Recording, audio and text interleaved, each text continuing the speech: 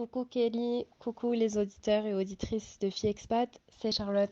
Je vous envoie ce vocal de Syrie, mais c'est du Maroc dont je veux vous parler, puisque mes deux petites anecdotes concernent le Maroc où j'ai fait mon stage il y a quasiment 10 ans maintenant, et c'était la première fois dans le monde arabe, donc je me suis retrouvée à deux petites situations.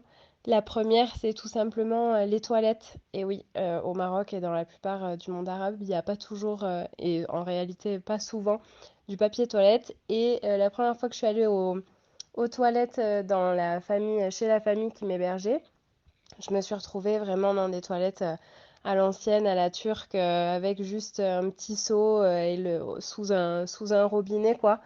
Donc j'étais un petit peu étonnée de me retrouver dans cette situation et bah, je me suis adaptée évidemment en utilisant l'eau.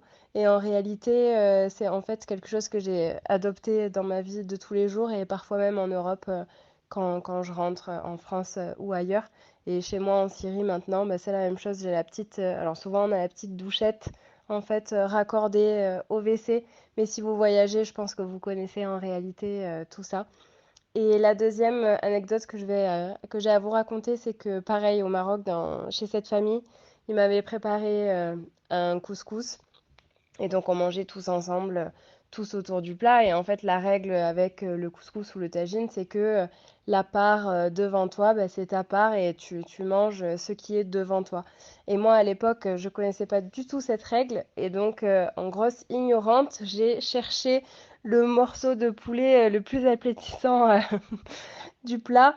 Et je suis allée le chercher du côté de la jeune fille de la famille, ce qui a provoqué un énorme fou rire en fait avec toute la famille. Et elle a dû sortir carrément pour rigoler à l'extérieur tellement elle n'en pouvait plus. Et la solution que j'ai trouvée, bah, c'est d'arrêter de penser qu'à moi et d'arrêter de chercher le plus gros morceau de poulet ou celui qui était le plus appétissant. Voilà.